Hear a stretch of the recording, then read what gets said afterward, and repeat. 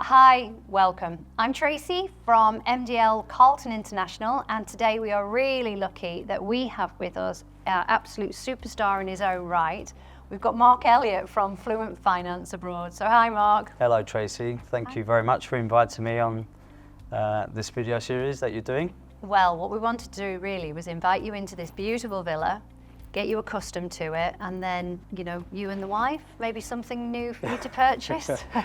Yes, it is a very, very lovely villa. I have done a couple of mortgages in this development, so I know it's a bit too much out of my price range. No. Unfortunately. I'm sure. It is, definitely. Well, the least you can do is buy the TV. That's only 20,000. I can't even afford that, if I'm honest with you, Tracy. I'd love to, but I do know that these things value up nicely, so that's good. They do. The banks are really pleased with them, aren't they? They are. That's They exactly are right. definitely a really good investment. So tell us a little bit about who are Fluent Finance?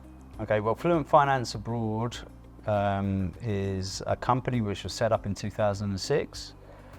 The main aim of the company is to understand the Spanish mortgage market. So we're a Bank of Spain registered and regulated, whole of market, independent mortgage consultancy, basically. And our job really is to understand how mortgages work in this country and to advise clients the best way to approach buying a house with mortgage finance. So you mentioned, obviously, you came over to Spain and you started Fluent Finance Abroad. I imagine it took a few years to really get yourself established, to become the force that you are now. After the credit crisis in Spain, the whole real estate market had to kind of reset itself and start again, really. And that includes the banks. So there were mortgage brokers that existed before 2008, but many of those didn't exist afterwards. And so therefore we had to restart the relationship process with the Spanish banks that were left, because a lot of the banks that were here before left or didn't exist anymore. So so that was interesting, and I'm very proud to say that I was here and I was able to start again with the banks. And I think that track record and that longevity with the relationships that we've got, it stands us in great stead now. This is it, you're coming in as a voice of reason, and they know you for so long that it's not a new face trying to approach them with something different. Yeah, the big thing for us and big thing in finance, and I think you know because you used to work in finance, didn't you? I did. Finance is a trust thing, isn't it? Yes. And so once you've been there every single day, doing business with the clients, with banks every single day, promoting good business, then you build that trust. And so therefore we get treated very nicely with the banks now. They do respect us and they trust us, which is great for our clients. And you work very ethically as well, don't you? Very honestly, very transparently. So it's obvious to the clients as well as to the banks that this is what you're doing. Yeah, so I'm originally from London. Never a guess with the No, accent. exactly.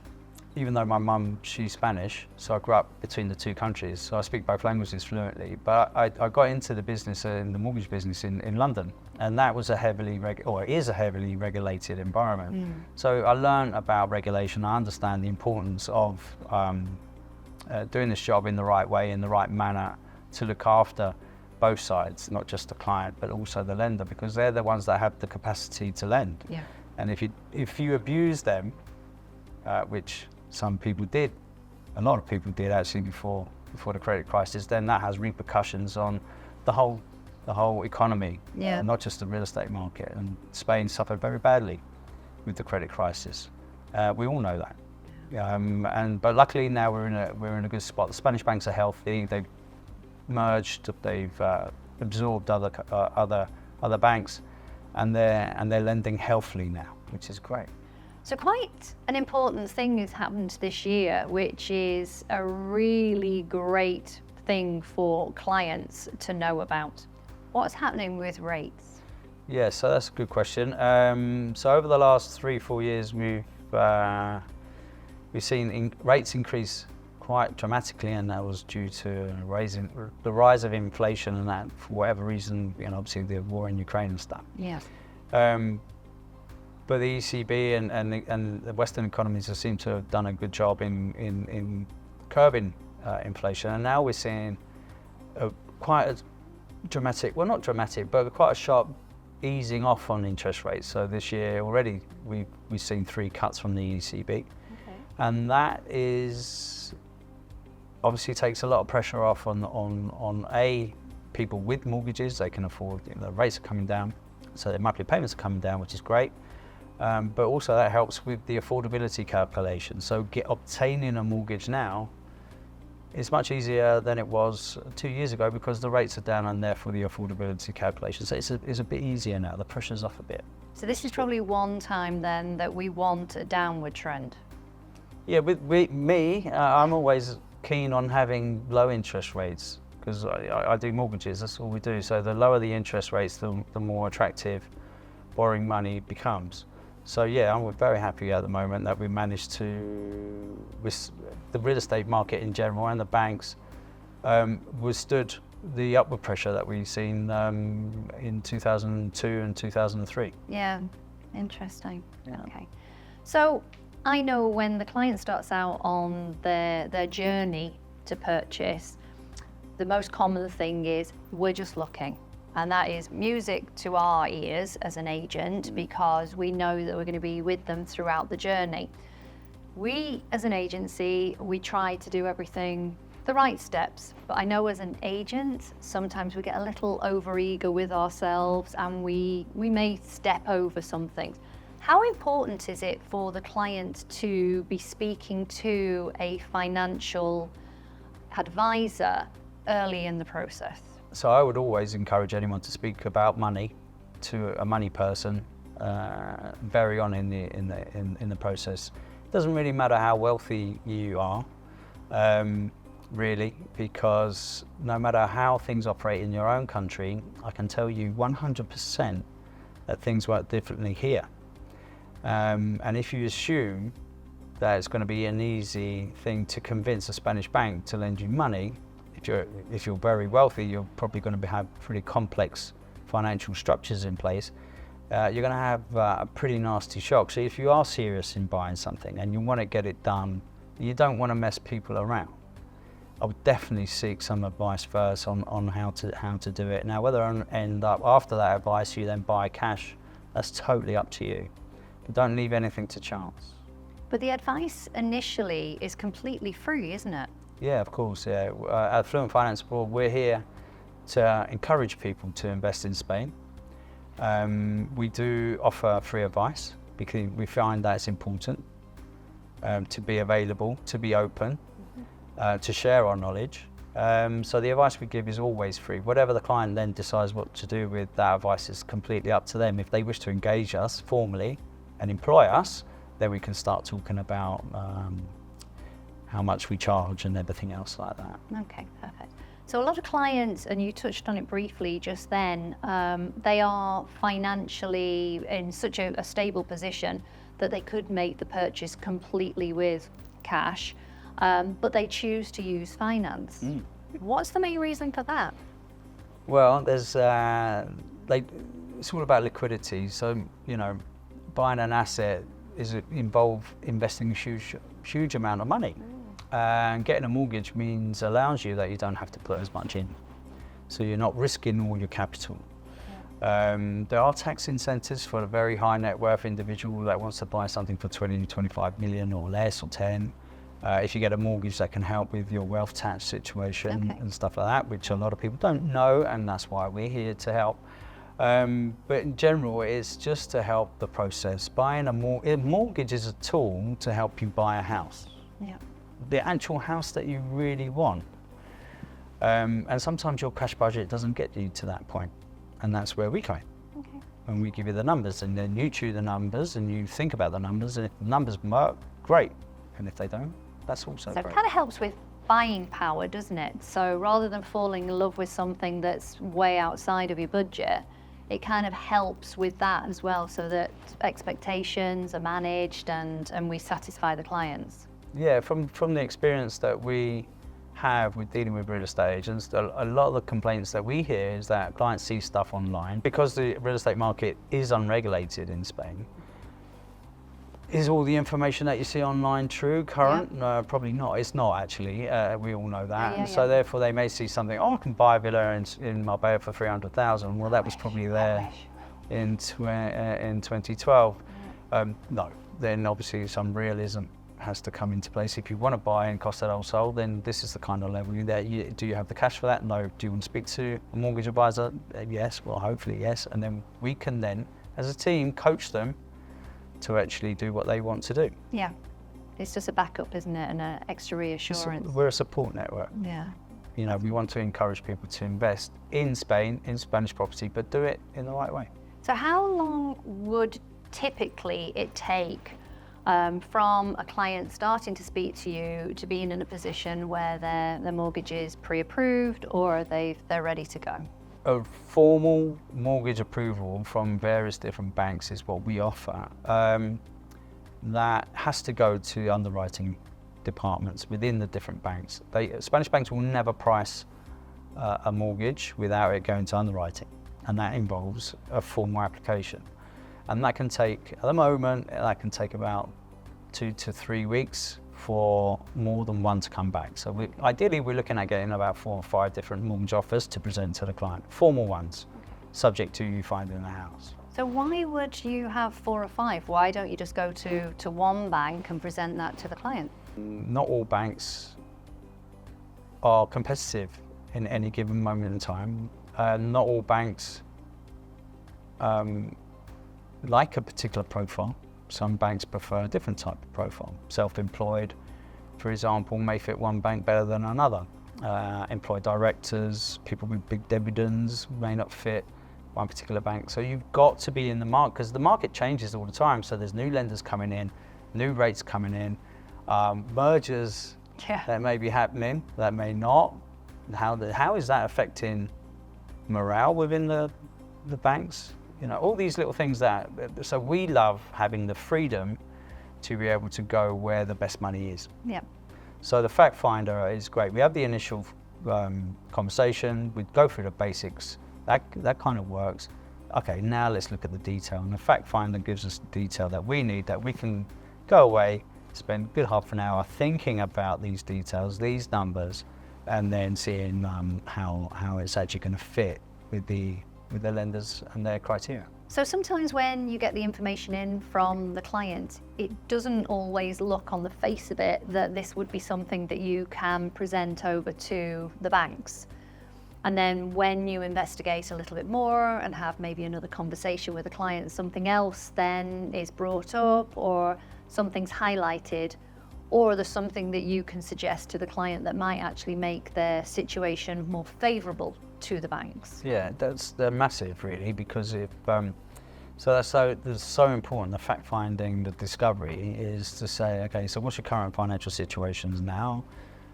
What's your income? What kind of expenses do you have? So something which would mess up a mortgage application would be a personal loan. Mm-hmm.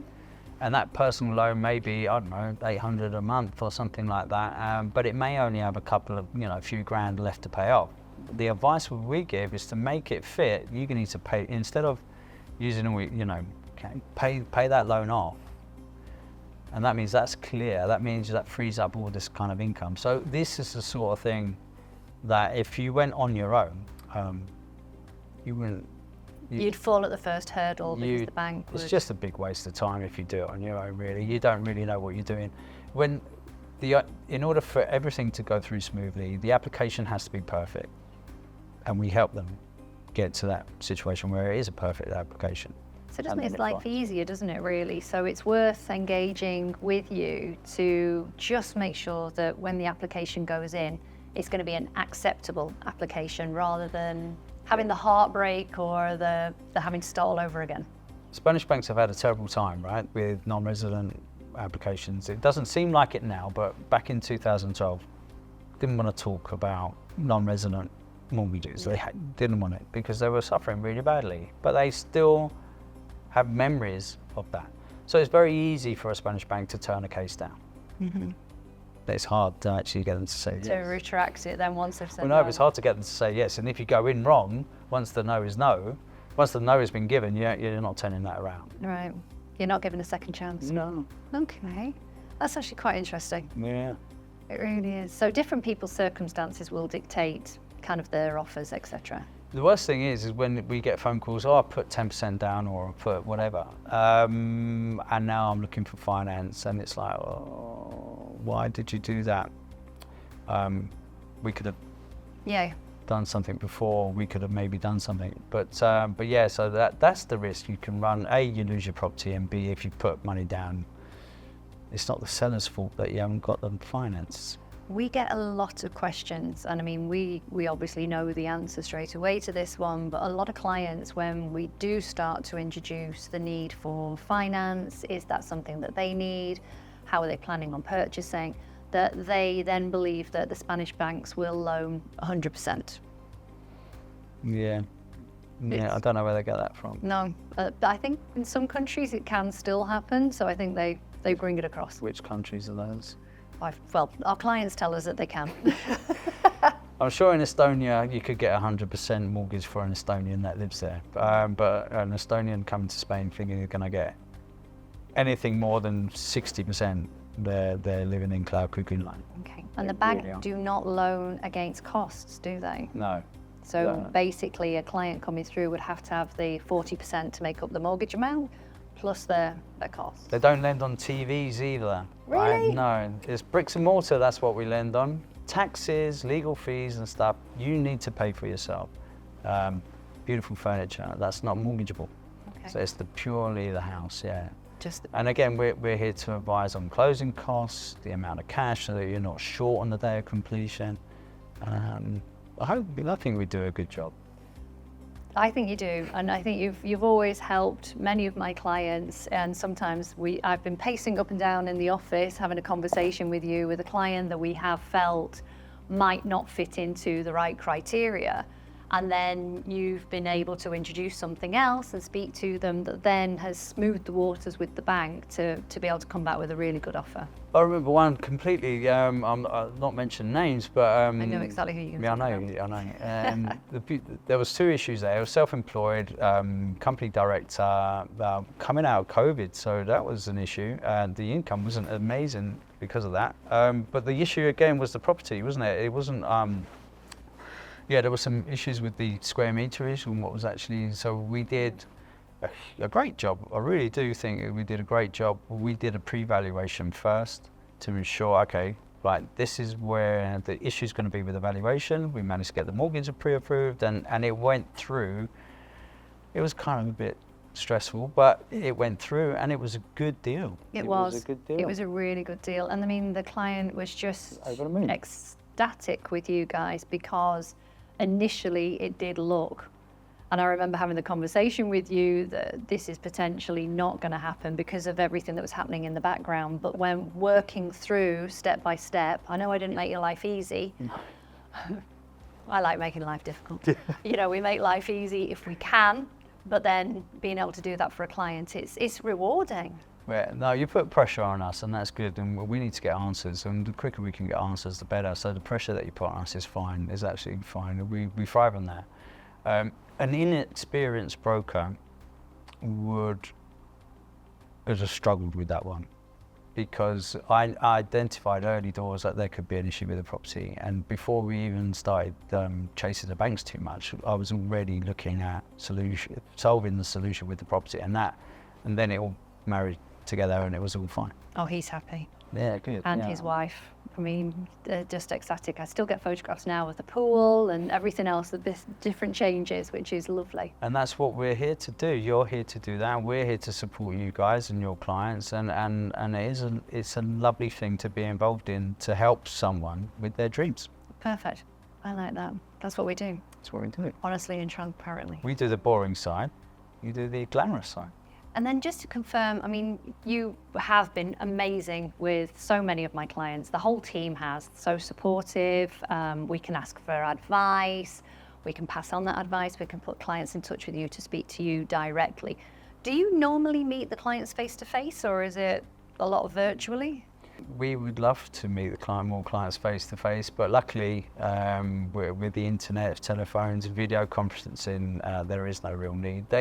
All they need to do is concentrate on what's really important, and that's getting out there. Yeah. working with you guys, going to see properties. The dirty stuff, leave it to us. We'll look after that. So we get the glamorous bit. We get to go into beautiful homes like this one. We get to open wardrobe doors with people and be really totally nosy. Well, you're stuck in an office, aren't you? Stuck in an office with my head in a Crunching computer screen, numbers. looking at Noto Simples and things like that, and dodgy photographs that the valuer has taken of properties and stuff. And you think, that doesn't look very nice. But then you come to this one, you think, wow, it's actually pretty good. This photograph's amazing, like you can imagine. It makes such a difference. Yeah, but So what do you see with the future? Because a lot of things are changing. We were talking, obviously, with a currency company previously, about sort of digital currencies, about sort of different innovations. Where do you see Fluent Finance Abroad going next? I think the importance of the mortgage broker, the registered and regulated mortgage broker, will become more and more important. Why is that? Well, because banks aren't investing in frontline staff anymore. They want everything to go online. They want to outsource everything, and they're outsourcing mortgage advice to us. Even though we're promoting mortgages and finance, I would say that 58%, I think, of all properties that were sold in the Costa del Sol were bought cash. So only 42% were financed. And that tells me all I need to know, that the property market is healthy where we are. The property market, I mean, Costa del Sol, we are in that magic bubble of weather, location, transport networks and everything else. And properties are continuing to increase in value, but there's always going to be a demand. Not everybody wants to purchase in cash. No, definitely not, and maybe they shouldn't. But what I love about that is that there's plenty of equity in. Now, I remember, I'm old enough now, I'm 50 now, but You don't look a day Yeah, over thank you, 49. yeah. But I was here when everything was leveraged, everything was mortgaged, and that didn't work. Now, the fact that there's plenty of equity, people are buying cash, there's plenty of equity within the property market, that fills me with confidence that there is a future. Yeah. I think the future is definitely moving forward, it's moving onwards and upwards. People are becoming a little bit more maybe discerning with what they're looking for and how they're looking for it, but they need help and guidance through that, and that's where we all come in to act on their behalf to do the best job that we can for them. Yeah, I would always suggest, look, get a good agent, number one, get a good independent lawyer. You need a good conveyancing lawyer just to do... Totally independent. Yeah. I don't believe when a lot of agencies have a lawyer that's on site, or that they only recommend one lawyer. And to confirm as well, the relationship we have with you, we don't receive financial gain. That when you're talking to the client, this is completely confidential. Yeah. 100% confidential in everything that you do with the clients. I think that's a really important point. I'd like to stress that there is no commercial agreement between MDL, Carlton and Fluent Finance. No. Never has been. No. So there are no grey areas between our relationship. It is purely to give the right advice. It's just beneficial for the clients. It's just purely the working relationship to, we've known you a long time, and you build up friendships throughout as well. We know the team, you know our team. You sort of see everybody's success, which is phenomenal, but it's so critical to clients that they have to know that the advice that you're giving them is specific to them, but also completely confidential, that they don't need to fear that their financial information is being shared outside other than the bank. Of course it is. It's really important as well. I mean, because we're regulated by the Bank of Spain, we have to adhere to all the data protections and everything else like that. So we cannot risk anything to lose our license. We cannot afford to have complaints against us for silly things like, sharing data. And it's wrong. But the whole point of, trying to convince someone to invest in Spain, to part with their hard-earned cash, is trust. And we have a philosophy of being very open about not paying commissions for marketing commissions, if you want to call it that, to agencies, because trust is the number one in this business. For us, the cash incentive is not important. I would far rather be confident that you are going to give the best advice to my clients so that we can see them through the process. So how does it work with an off-plan mortgage? So you can't get a mortgage on a plot of land or in a development, so you have to wait until the property is built before the mortgage can be granted. But is that not a little scary? Because what happens then if you get to that point and you're not going to get the finance? Yeah, so this is why we work with off-plan clients. So again, we want to encourage people to invest in property, whether it be brand new or resale or off-plan.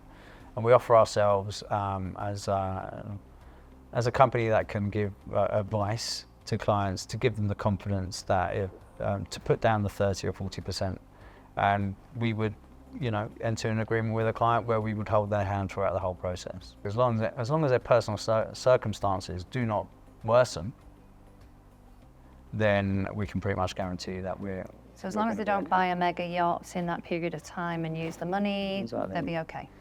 Yeah, if what we discuss at that period of time remains the same or improves, we're good. But if it gets worse in any way, then okay. Then You might need to reassess. But the beauty of it is that we've got 2 years to make adjustments. I did a great one. It's a friend of mine now, but he was a client. He's from South London, where I'm from, and he turned to me. I said, "I'm desperate to buy this place," and I said, "You've got no chance. Credit report was all over the place," and I'm like, I'm not going to mention his name, but if you did this in the 2-year period, I guarantee I'll get you a mortgage. And he did it, and we got him a mortgage, and he's happy. He's happy. That's a nice result, isn't it? That's a great result. Client and a friend, and you've got the right thing for them in the end. But I told him where the weaknesses were in his applications. He went off and worked really hard and resolved it, and he ended up buying a beautiful place in the Cala. So, non-residents, where do they stand? What's the maximum that they could borrow? Really good question. Again, market changes. On average, it's about 60%. You can get up to 70%. If you're thinking of becoming a digital nomad, it's possible to get 80%, but the interest rates are a little bit higher. Right. That's what you're looking at. So 70% is your bog standard maximum. But if you're not too worried about your interest rate, we could get you a bit more. Okay. And I'd like to also say, sorry, there is a couple of lenders that will lend you 70% and also lend you on a reform as well. That was going to be my next question actually, was how does it happen with sort of reforms? Is it possible to get finance for that? Yeah, so the way it works at the moment, again, the interest rate is higher. And most people are very interest rate sensitive. But if you wanted to buy a resale property, which has been there for 20 years, 25 years, 30 years, whatever, and it needed work, then we could lend you maybe up to 70% plus 60% of the reform. Oh, wow. So if your reform was 100,000, then we could probably lend you another 60 on top. That's interesting. But not every bank does that. So can I remortgage in Spain? Yes, you can, as long as you've got enough equity within the property. Mm-hmm. The reasons for the remortgage is legal and valid. So the kind of reasons would be to get remortgage to get a better rate. Yeah, you can do that, there's no problem. Or you can remortgage to find a better rate and also release some funds to do up your house. So Mark, thank you so much. It's been really interesting having you sit and chat with me today. And I'm sure that a lot of the cases that you've encountered, you're going to have some different ones for years and years to come. And it's nice to know that you are just a phone call away to be able to help our clients. So thank you. Thank you very much. It's an absolute pleasure to be part of your network, and long may it continue. Thank you, Tracy. Yeah, looking forward to it. Thank you. Thanks, Mark. Take care.